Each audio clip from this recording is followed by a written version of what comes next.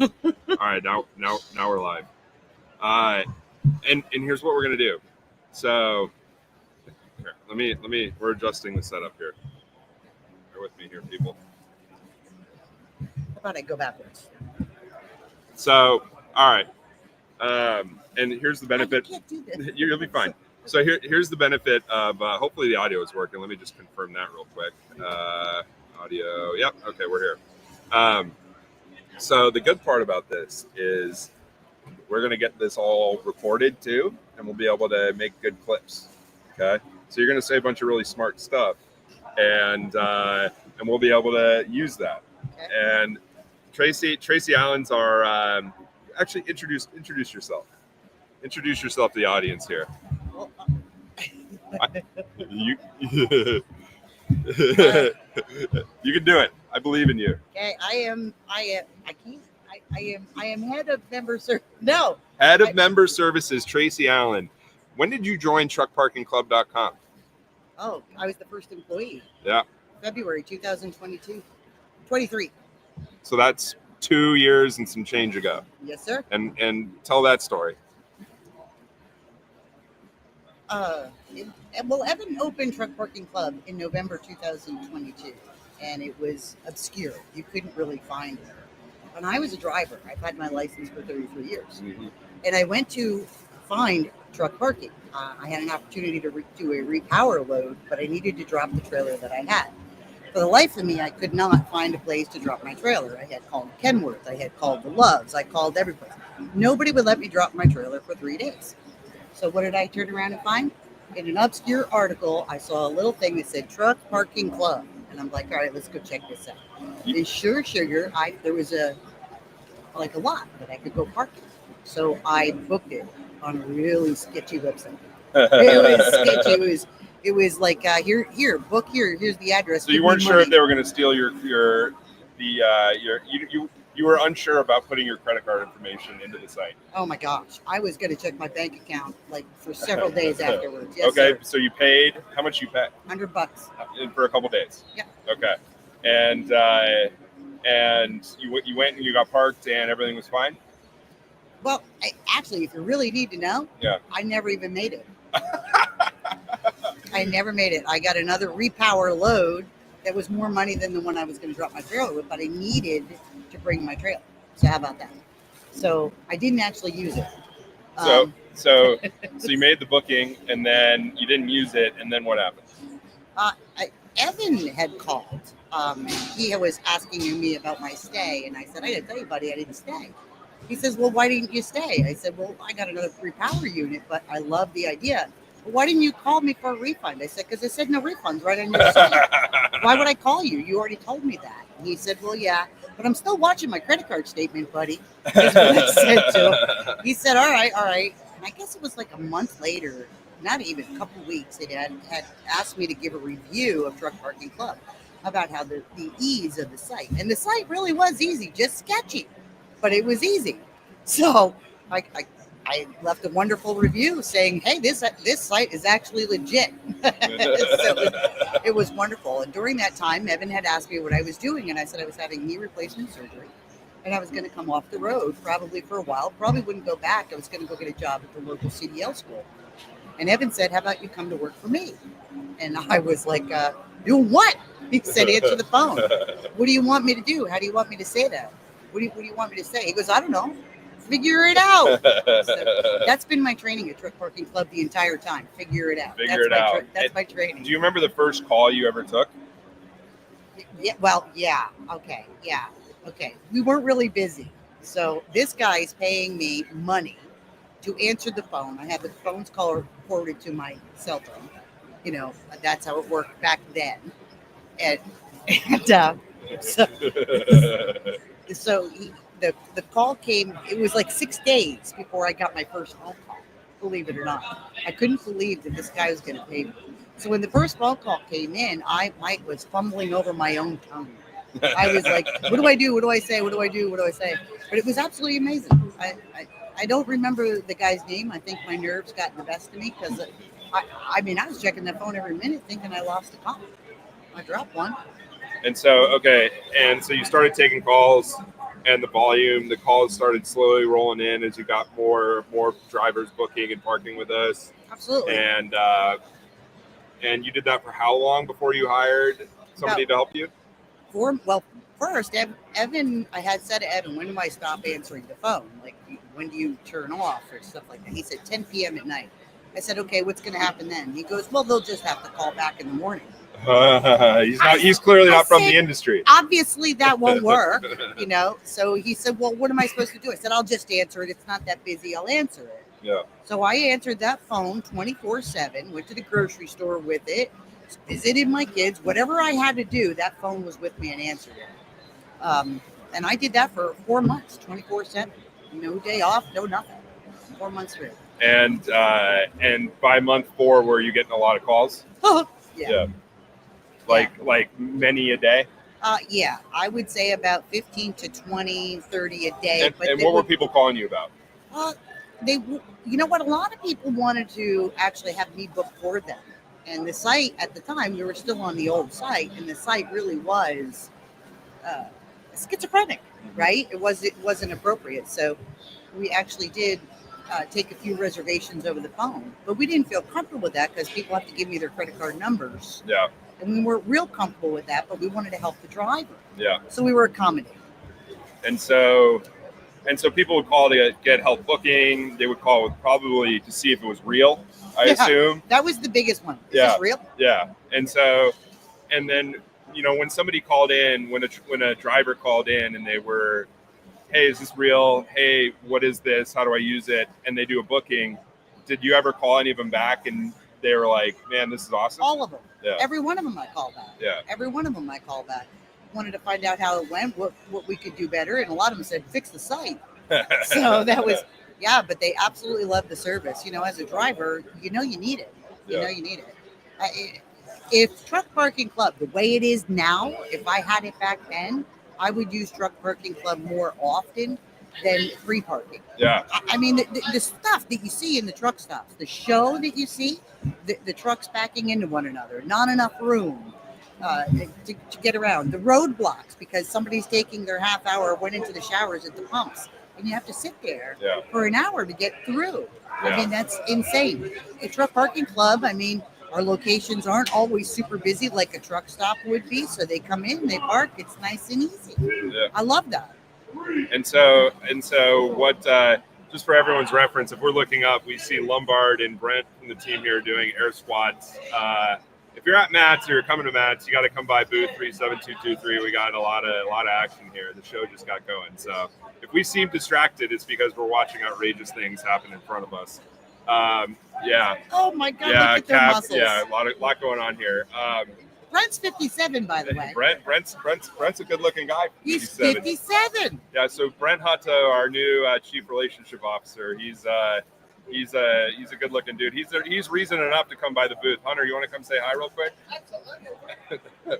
Come say hi.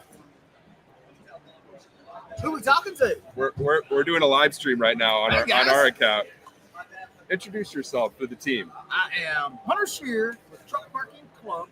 We at the Mid-America, you don't know where we're at. Just watching these guys. But anyway, we've been outside checking out some cool trucks. If you don't follow Truck Parking Club on social media, hit us up, check us out. Is this Truck Parking Club, I guess? No? Yeah. Okay, cool. Cool videos coming up that we're going to be posting, guys. Done some interviews with Fred Bowerman, Tim 4DC, Semi-Casual Boys, several truck builders out there. So stay tuned. There's some cool stuff coming up. We're going to be posting from the Mid-American Truck Show. Hope that you guys are here or coming or close or driving or riding or hope we get to see it. 37, 223, like the rifle caliber, 223.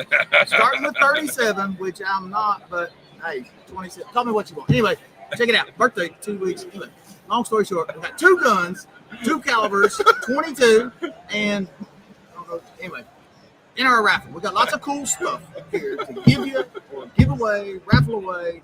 It's good stuff. Tracy, get in here. Your pretty face is unseen. Squeeze over. Tracy's telling her story here. Hey, Tracy is an awesome person. If you guys, wow. Stay tuned. Check it out. I gotta go. Catch you another day, another way. Don't need anything. Come to 37223 at Mid-American Truck Show. Be here all day, all night, all day tomorrow, all night. We're here. Later. There we go, baby. See you, Hunter. There we go. Okay. And so how big is your team now?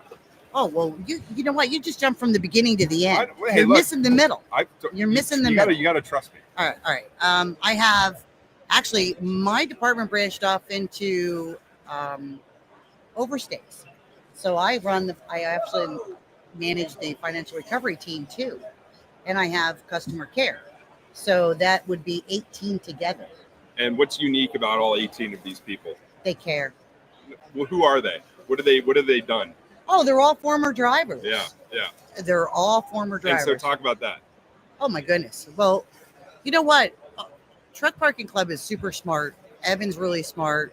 I'm really smart. We only hire former truck drivers because if you're a driver and you call a dispatcher, or if you get a hold of a broker and they've never driven before and they're telling you how to do your job, they've never been behind the wheel, it picks you off. Totally. So what drivers love is I used to do that all the time. Well, you ticked me off today. Slide the tandems. You ticked me today, so it's fine. It's good. No, but really, you need to talk to a driver because you don't understand the pressures that you're under. Yeah. You just don't get it. I mean, you're running a clock is running your life. Do you know, even now, you ready? This is some interesting facts. Do you know, even if you take like a 4-week hiatus from work, you're still on the clock? Yeah. Did you know that? Yeah. The government rules your life by that ELD. Yeah. And that ELD has put pressure on every one of these drivers. The companies, the loads, the dispatchers, the shippers, the receivers, everybody puts stresses on you. Then throw in DOT. How about tolls? And then some. How about the truck stops and the exorbitant prices that they charge, right? And drivers, do you get good sleep? You don't want to park next to a reefer at night. Yeah. You know, making that turn. There's so many pressures a driver face. And if you're not a driver, you don't get it. Yeah. The last thing that you need is to deal with crap at a truck stop trying to find a place to park. Yeah. That's it. Yeah. So Truck Parking Club solves that problem. Yeah, and so you only hired drivers because they understand the issues that our customers, our trucker members face when they're trying to get parked. They don't just understand it, they lived it. Yeah. They lived it. Yeah. And you've essentially hired all these folks, and many of them have never worked this kind of job before, like a customer service, customer support role. And how's that been? Well, it's a challenge to understand customer service, right? As it was for me, because I was a truck driver. I still have my CDL retired. But really, I mean, you have to learn and you have to want to learn. And I can tell you, everybody on my team and everybody wants to learn how to serve our clients better day in and day out. Yeah. I can't tell you that we get it right every time, but I can tell you that we do our best to improve our processes every day. And so nowadays, what do people mostly call about now? Well, I have a 65-35 mix. Okay, originally it was more sales calls, but and less issues. Now there are more issues than sales calls. And sales, I mean like, hey, I need a place. How do I book? It seems like the word is getting out that people can do this comfortably, easily without us, which is great. That's what you should do. Yeah. So now it's, God forbid you run into an issue, we tackle those issues for you. So it's 60-35 minutes. And so this time last year at Matt's, we had 300 locations, 300 property member locations, and now we have 1,680 something, I think. How many do you think we'll have next year at Matt's? 3,000. 3,000? We got to do more than that. 5. No. 5 then. 5. I don't know. With this team though, it is limitless. Yeah. This team is limitless. Everybody, you know what? It's needed. It's needed, and it really relieves the drivers. And I wish people would get that message that you don't want your driver stressed out. You don't. Your spouse doesn't want you stressed out. You know, how many times you've been on the phone with your spouse trying to find a parking space in your hoot and hollering all the way trying to find a spot, but the Swift guy can't back in. No offense, Swift. I actually worked for Swift at one point. No, seriously. Yeah. I mean, it stresses everybody out. Yeah. It is the solution. Now, there's other benefits, not just stress, right? How about time efficiency? How about the owner operators get paid by the mile, right? Those guys. Now, when you go in a truck stop, you can get held up for an hour, hour and a half, 2 hours. It depends on what's going on and what time of day you're rolling in, right? Just to find a parking spot. Go to Florida, for example. You couldn't find a parking spot. You know, now your hours are ticking. You're looking at a fine. Your company getting on your butt. Now you're going to save time. You're going to save when you save time, and you can make more miles. That means more money. How often were you stopping? You know, say you had 2 or 3 hours left on your clock. Stop early all the time. Yeah. All the time. And so you could have gone an extra, 60, 100 miles, whatever. No doubt. But instead, you're having to stop because you don't know if you're going to be able to park. No doubt. No doubt. You'd have to. And do you think you do that once a week or more? I would say more. Okay. And you think most drivers are kind of in that bucket? Absolutely. Yeah. Absolutely. And so how often do drivers call in and they're like, hey, I need a spot. Like I've got, not much time left on my clock. Like, has that happened? Yes. As a matter of fact, I'll tell you a story. You want to know a story of a beginning call that I had? Yeah. It was really in the beginning. So this woman calls. She's a rookie driver, right? And she was trying to find the parking spot. I think we had up in Connecticut. It was the one spot we had up in Connecticut at the time. And she was afraid to get there, and her hours were ticking, and she had the triangle on her screen, which is not a good thing. Yeah. And she was afraid she was going to get lost. So I sat on the phone with her, and while she was driving, and guided her in. Okay, now you should be coming up to the road and make a left, and guided her in to make her feel more comfortable because she was apprehensive. Yeah. And she was just a wonderful person. I wish I could remember her name. She was absolutely good. Wonderful. I hope she's still in the industry. That's and so that kind of stuff happens all the time. Oh, absolutely. Every day. And what you think our app and website are better now than they were? We changed that website. It was in July when we changed our website in 2023. And our chief technical officer, gosh, did we put him under stress? Like I talk about driver stress, you have no idea the stress this man went under. Yeah. We called him every day. Is it ready? Is it ready? Every day. He'd give us a promise and it would be ready. We'd be like yelling at him. Get it ready, get it ready. So finally the website was ready and we rolled it out. And overall, it's just been improvement after improvement after improvement after improvement we make. We add based on feedback. Feedback matters, especially from the drivers. So if they give us feedback, we've actually taken that feedback and made enhancements to the website. Mm-hmm. And we're in a unique position. We don't have to wait 6 months to make a change. Yeah. And I'm in a unique position because I could order the change. Yeah. It gets halfway approved. So that's cool. Yeah. Halfway approved. Sometimes fully approved. Sometimes fully approved. Sometimes. That's that's pretty exciting. I mean, did you think you'd ever be in a position like this? No, not at all. Did you ever think you'd be sitting at the Mid-America Trucking Show in a booth talking on a live stream? No. This is all Evan's fault. See, I'm usually the hermit that stays at home and manages stuff. Yeah. But Lissy wasn't able to make it this year, so I was voluntold. It's a good thing you're here.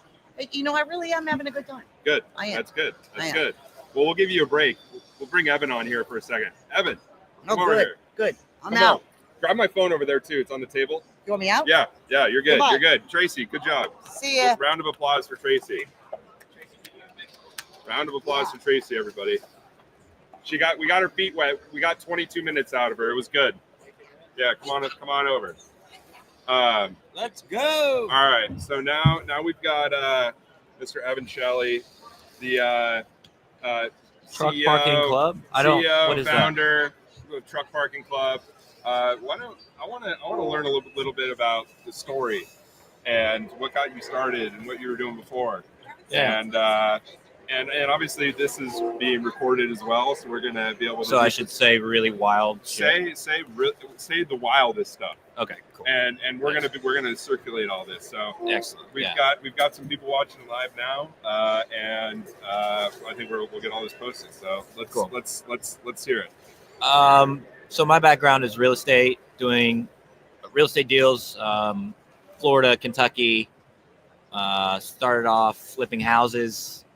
In Florida, flipped, 50 or so houses, and that kind of became mundane and figured out about land. And my background is engineering, civil engineering, site development, and took that and ended up starting a business where I would take pieces of property and title them.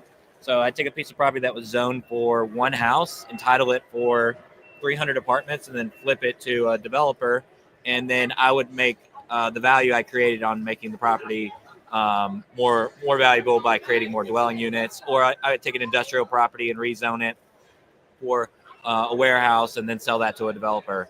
And so through doing those deals, I found out about truck parking. I had a piece of property that was zoned industrial that I was going to do a warehouse on. Ends up, I go to the municipality and say, or I couldn't do a warehouse because of the site layout. So I go start talking to people about what I could do with the property because it's zoned industrial. So everyone starts saying, talking about truck parking. And so I go to the municipality and they say, they're not going to support truck parking at this location, even though from an investment standpoint, it made a lot of sense. And I thought it was a slam dunk, but the municipality wouldn't support it. And then they said, none of the surrounding parcels will support truck parking here.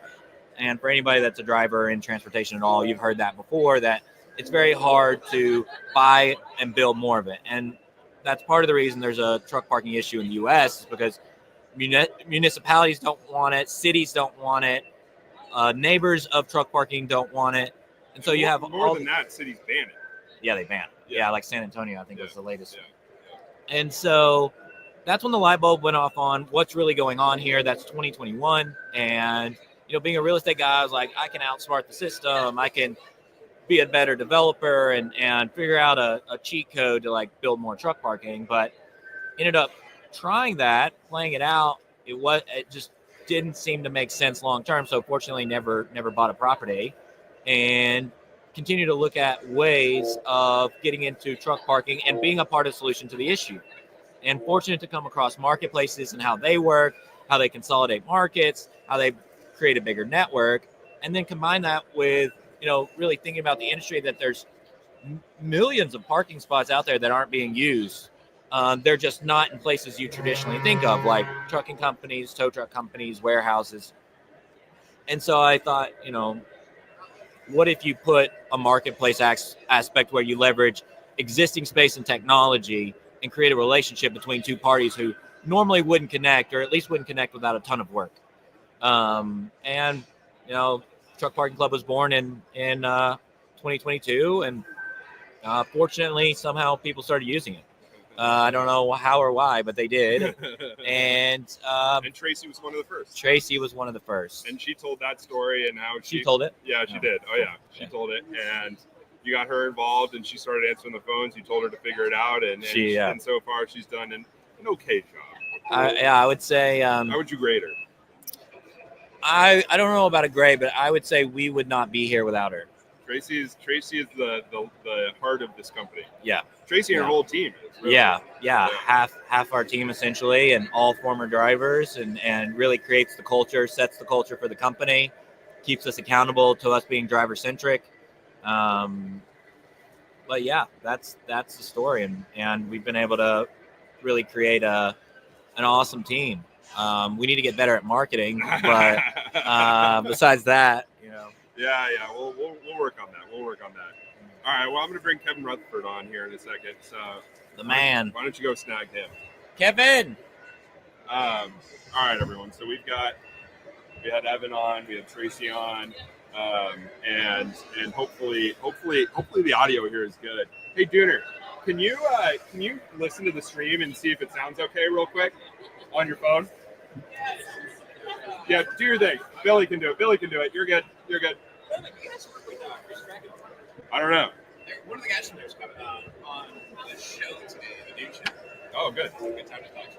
There we go. Yeah. All right. We're going for 30 more minutes, then you're setting up. Can I get a booster seat? All right. So we've got Kevin here, Kevin Rutherford. We're streaming live. So I do need a booster seat. You do need a booster seat. Yes. You've got no experience doing. I'm sure you've been in situations like this before, though. Do you have your own booster seat? No, I stand. You stand. I stand. He's actually standing right now. And everybody else sits, so it works perfect. Good. Oh, great. Jamie's watching. We do sound good. All right, cool. So tell everyone who you are. Me? Yeah. Just Kevin. You're Kevin. Just Kevin. And what do you do, Kevin? I talk a lot. You I talk a lot. Yeah. What do Yeah. you talk about? I talk about anything that applies to the small carrier owner operator world. Okay, So good. really, I educate is what I do. Okay. So I try to say things that are, reasonably intelligent most of the time. I can be a little opinionated once in a while. Yeah. But my mission is to make the trucking industry a better place for small carriers, owner operators, and drivers. Just in any way I can do that. So typically I focus on business first, so that one truck, one driver model is like my sweet Yeah. spot. That's how I got started.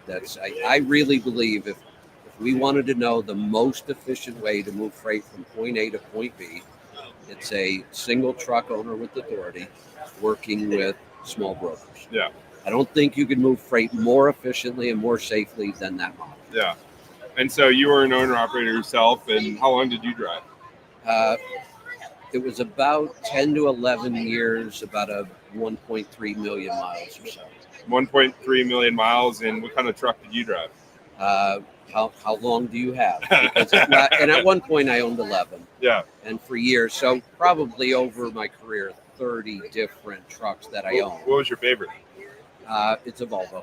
A Volvo. Always has been. Because you're a fuel efficiency guy. Fuel efficiency. And the other thing people don't realize, I could build almost any truck to be really fuel efficient.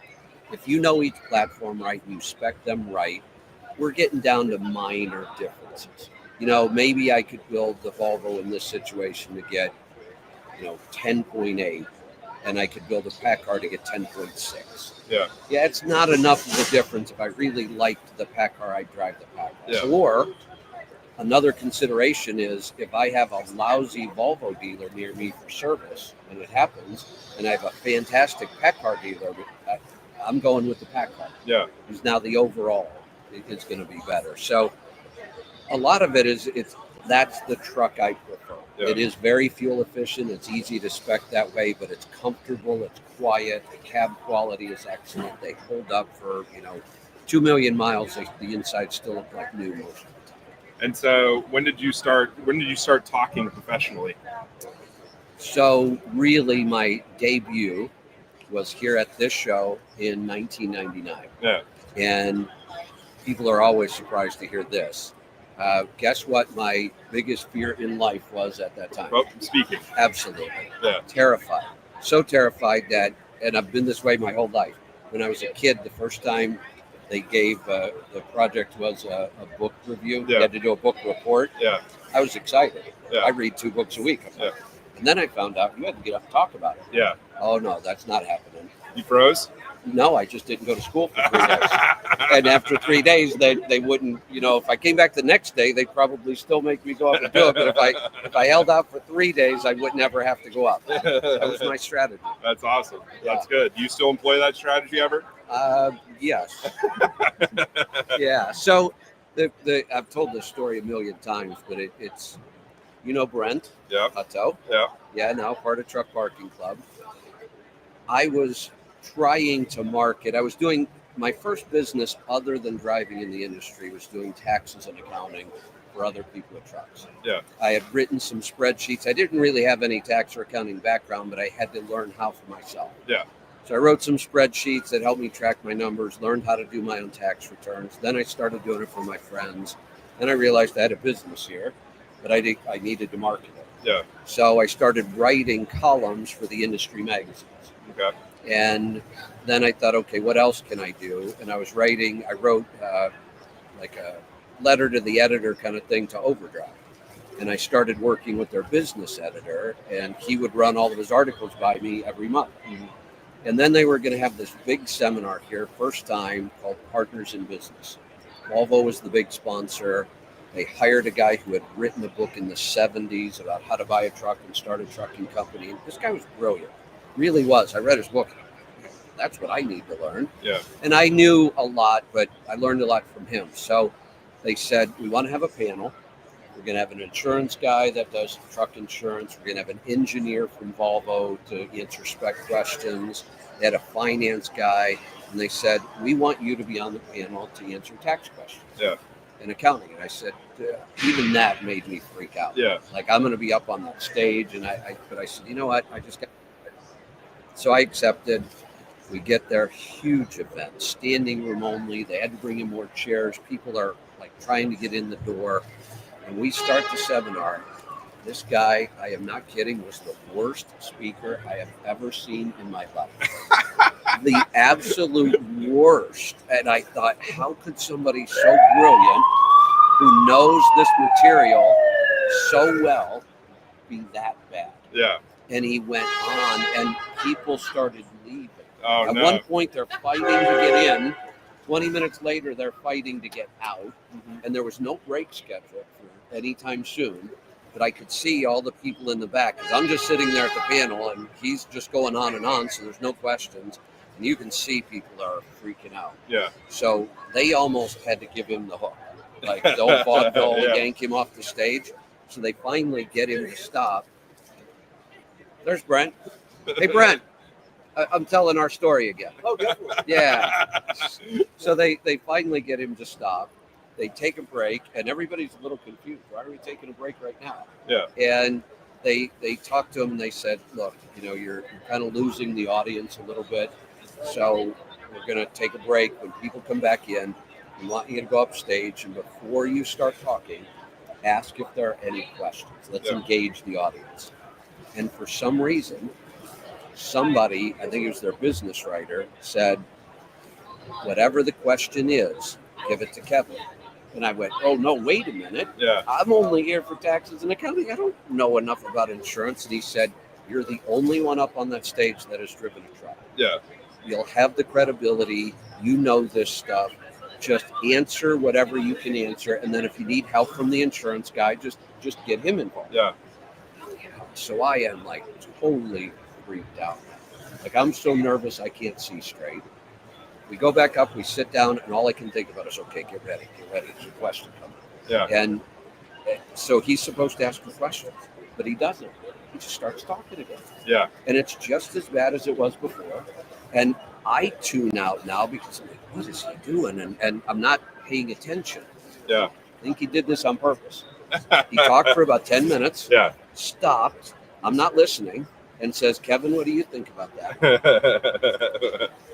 I don't remember exactly. For some reason, I got up from the table, walked over to where he was on the stage, took the mic out of his hand, and said, does anybody have any questions?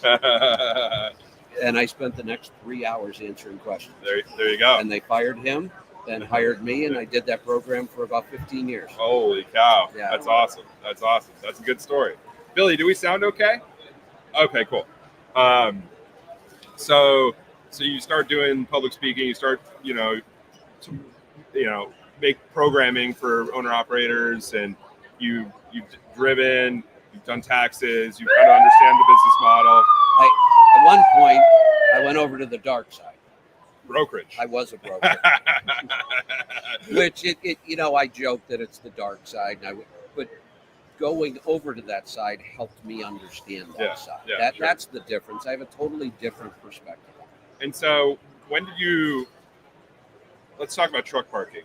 Yes, let's. What was it like when you were driving? The only time I remember parking being a real issue was some of the New England states, which really crowded, really congested. And guess what they had back then in those places? Paid parking. Huh, They interesting. did. The truck stops themselves. Yeah. You could, I don't remember exactly how they managed it. I think you could go in for like an hour, but if you were staying overnight, you had to have probably something you put in the window. But there was paid parking. The truck stop managed it itself. And this was what, in the 80s? Yes. Yeah. And this was the high congestion areas. Yeah. And you know what? It worked. Yeah. Because a lot of people didn't want to pay. It would force them to go find some other place. And you almost always knew you could pull into one of those paid spots and there'd be a place. And you'd pay and you'd park. Yeah. And so when did it really start to become an issue that you were like aware of? So when I drove, I never saw it as an issue, because when I encounter something like that in business, I immediately start to find a solution. And I don't complain about things. I don't see the point. Yeah. Yes, maybe tonight it was hard to park, so I need to try something different, not just wait till I get to the last mile I want to drive, pull into a truck stop, find there's no spots. So I just got proactive in looking for unique places to park. The back of malls, there's always some place. Yeah. Go into a industrial park, there's going to be some place you can park. So I never saw it as a problem. And I didn't really hear a lot of it through the 80s and 90s, a little bit. It was when I got on the radio that I started hearing about there's a problem, and here's what I would always hear. There's a problem, and the government needs to do something. Why don't they build more rest areas? Or why don't they stop closing rest areas? And when you hear that year after year after year and things don't get better, we all know what the definition of insanity is. Yeah. Maybe we should try something different. Yeah. And you still hear about it as a major issue, It's obviously. worse now than ever. Yeah. Not only the parking being worse, I still don't see it. Yeah. I mean, I travel in a 45-foot coach with a 24-foot trailer, so I'm just as long as any other truck.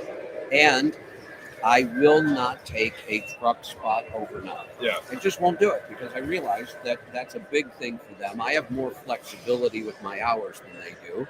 So I have to park the same size vehicle as they do. Yeah. And truck stops are not an option. Yeah. Maybe I can squeeze in the front somewhere. So I get it. It's a challenge. But if I can solve it without a truck stop even being an option, Yeah. then it can't be that big of a Yeah. problem. Yeah. And so and what you're essentially able to do is park in those like obscure places that drivers behind the wheel of a truck can't. Or for a bunch of just reasons. don't know. Yeah. Or just don't try to find an alternative. Yeah. They're so locked into, I park at truck stops at night. It's always been free. Why isn't it free? Yeah. And yet it is free in most places. Yeah. Sure. And so, when did you first hear about Truck Parking Club? When did it start? Do you remember? November of 22. It had to be really early. I don't remember where I saw it, but I immediately reached out to them and said, I'd love to get you on my show because this is such a unique approach to this. Yeah. And my thought was the industry will be overjoyed Yeah. that somebody's taking on this problem that they're all complaining about.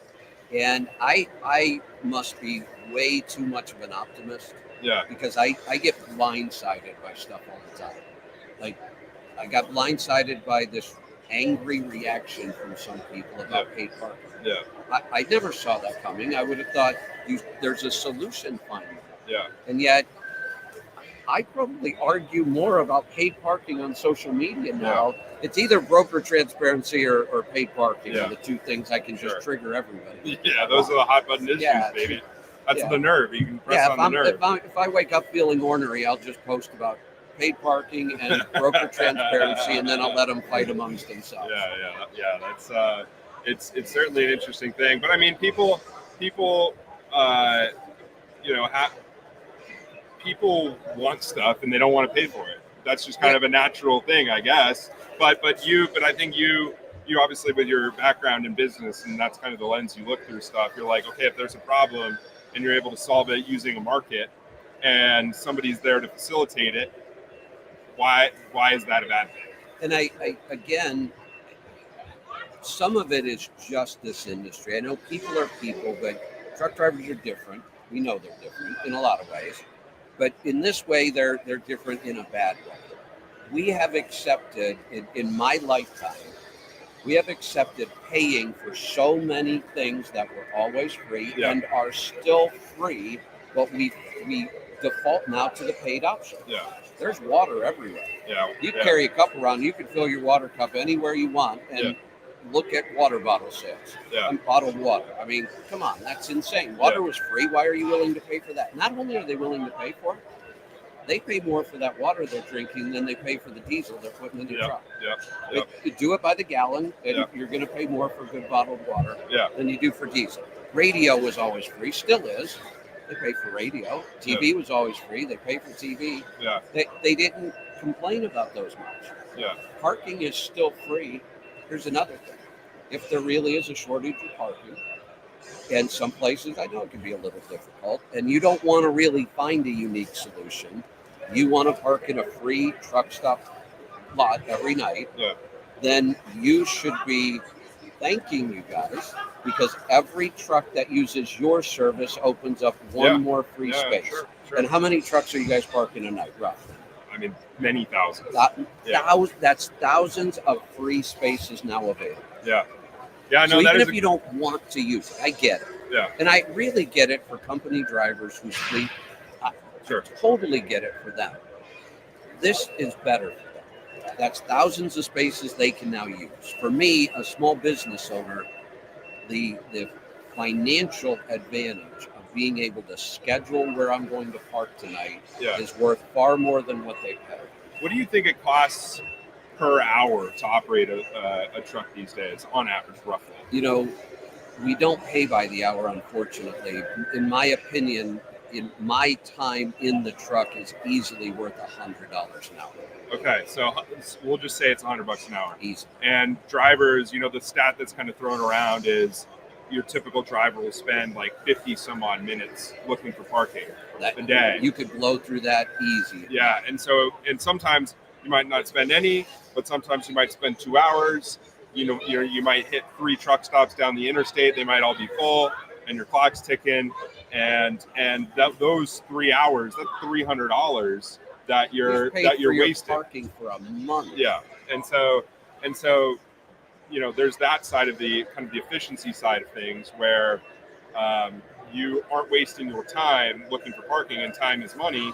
And that takes care of the 10, 15, 20, 30, whatever it is, because in New York, New Jersey, in New England, in South Florida, in California, you might pay $40, $50 a night, but that still is worth it from a business standpoint if you're not wasting your time looking for parking.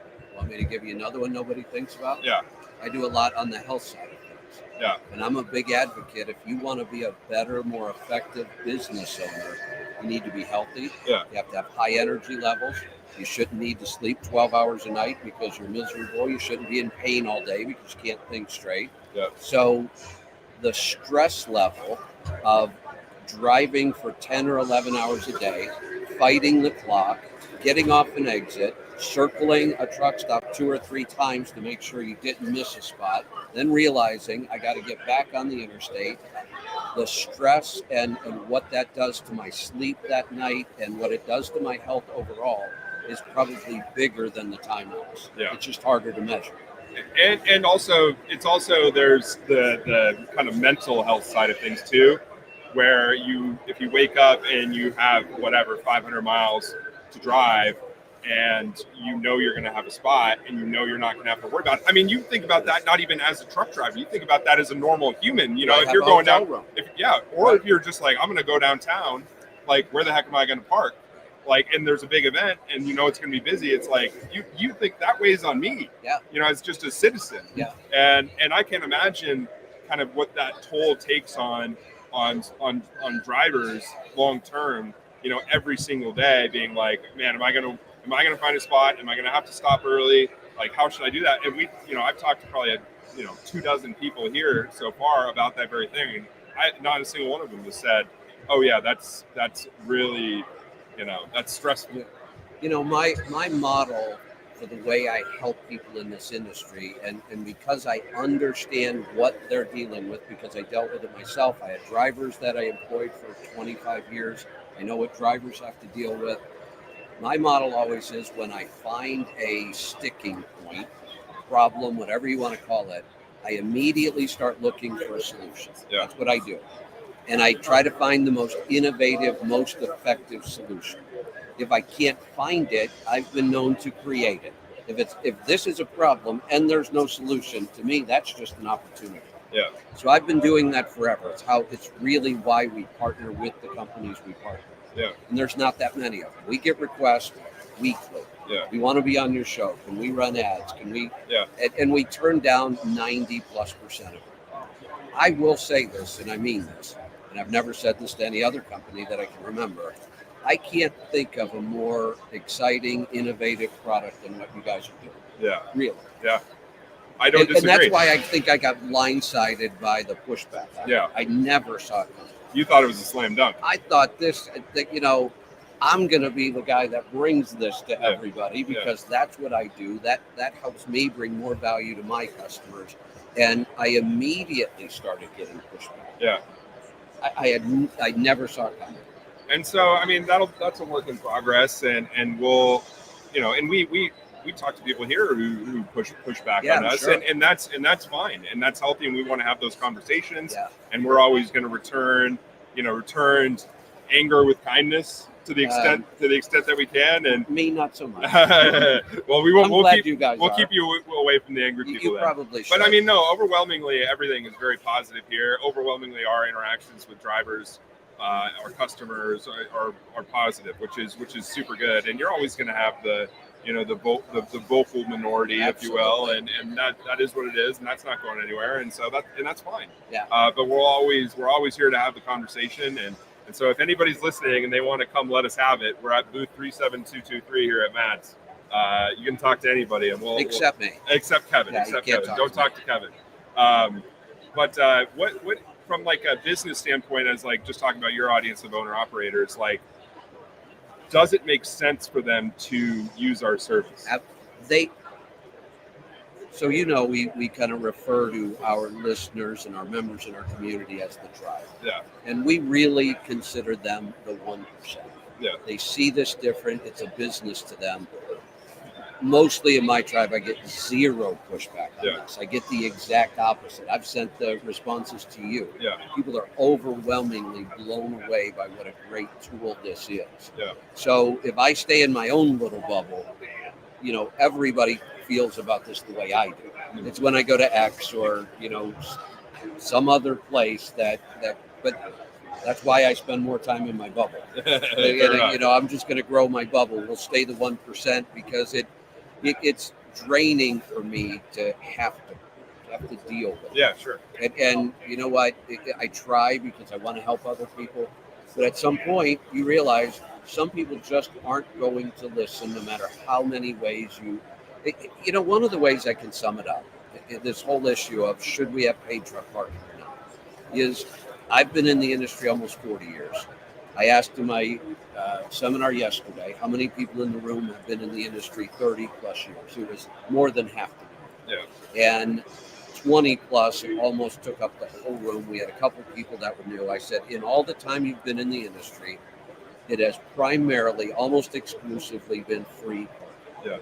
In that time, has parking gotten better or worse? Yeah. Overwhelmingly, every single person said it got worse. Yeah. Okay, something's wrong with our model. Yeah. When you go 30 years and something gets worse instead of better, we need to try something new. Yeah. And then I've said, if you want better parking, be willing to pay for parking. Yeah. It's a really simple free market concept. Yeah. Nobody will provide better parking or any parking if there's no profit motive. Why would you? Yeah. There's no incentive for anybody to make better parking when everybody thinks it should be free. Yeah. But you guys are already seeing.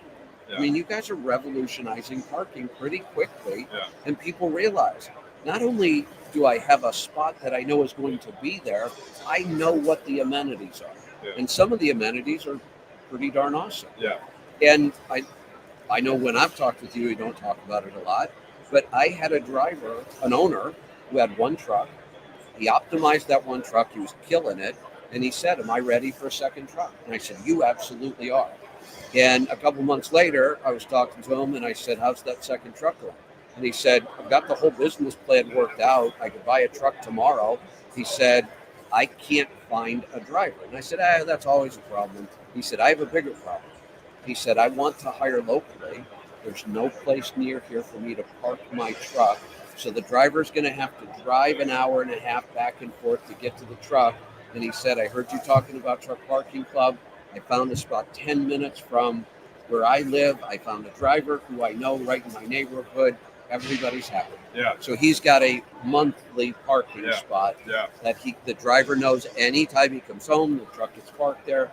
He's 10 minutes away from it. And that just is, one one additional use case over and above the daily or Right. nightly parking that we spent the most of the time talking about. I mean, and there's a million more use cases, for individual drivers, for fleets, I mean, it just in goes on. his mind, Yeah. he had worked out the business model of what if I get to 15 trucks? Yeah. I'm going to need property, and he said, I don't need that anymore. Yeah. I Yeah. can build one truck at a time at whatever pace I want, Yeah. and I know I have the perfect lot Yeah. for my trucks every time I need it. Yeah. That's big. Yeah.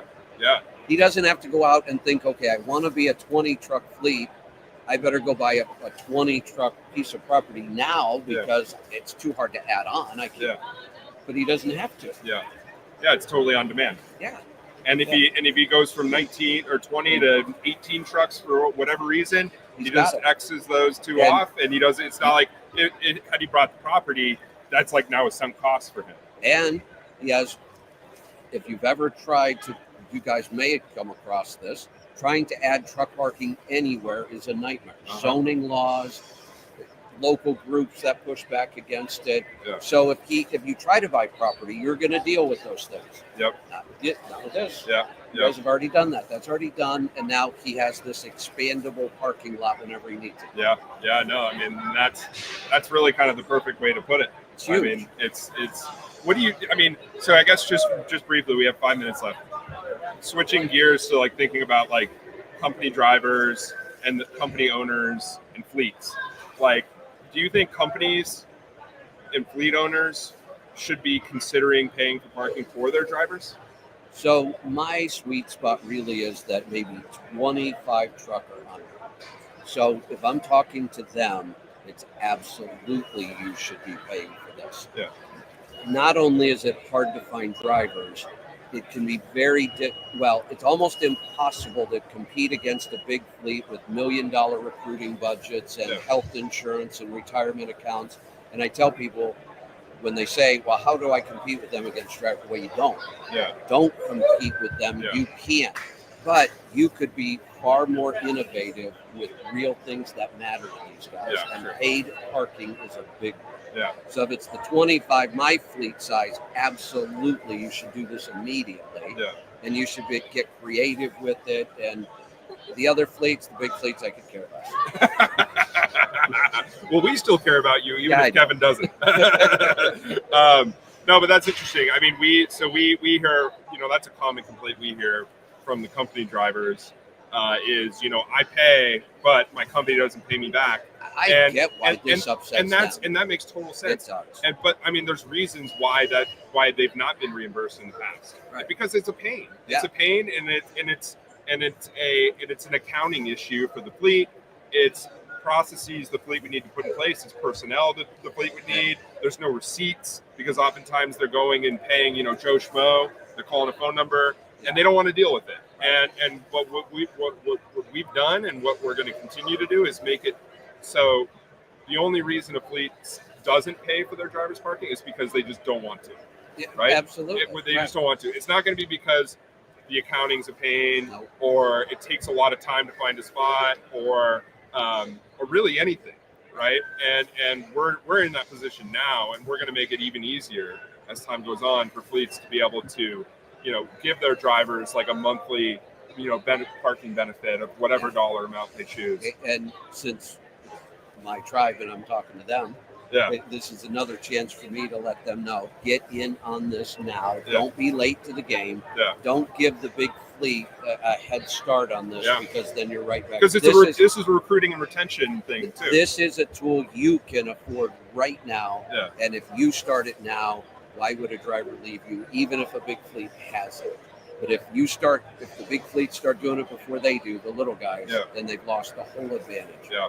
Yeah. And this is just talking about, recruiting and retention. We're not even talking about kind of the big sink on productivity that a fleet has when, every single week, many of their drivers are wasting hours looking for parking. How about safety?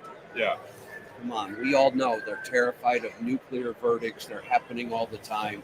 If a driver has to spend another hour, a frustrating hour finding parking, one, he's likely to get into an accident right then. Yeah. He's tired, he's frustrated, he's going to pull out in front of somebody because he's been in and out of 3 parking lots already, or he's going to get a worse night's sleep and he's going to be less safe tomorrow. Yeah. No, I mean, I think that's a perfect way to end it. Where do people find you? If they're interested in learning more about you. I don't want them to find me because then they'll want to talk to me. I'm like Waldo. Where can they listen to you? Well, they could go to letstruckdrive.com. Okay. Everything we do now is there at letstruckdrive.com. So if you're interested in ornery Kevin, go to letstruckdrive.com and appreciate you coming on. Appreciate you talking to us. Appreciate you supporting us, and we're happy to support you however we can. And this has been really good. It's a great partnership. I appreciate you guys. Thanks for coming on. Take care. All right, everybody. We are here at Matt's booth 37223. If you're here, come by the booth. We've got a bunch of swag we're giving out for free. We're doing a free raffle for a special prize, and we want to talk to you. So if you're here, come by. If you're not, consider coming next year because it's a phenomenal show. We love the Mid-American Trucking Show. They're great partners with us, and there's a lot of cool trucks here. A lot of really cool equipment here. So come on by, hit us up on socials, follow us, and connect with us too. We had Tracy on, we had Evan on, we had Kevin on, which was awesome. And obviously we've got 24/7, 365 customer support at 888-899-PARK.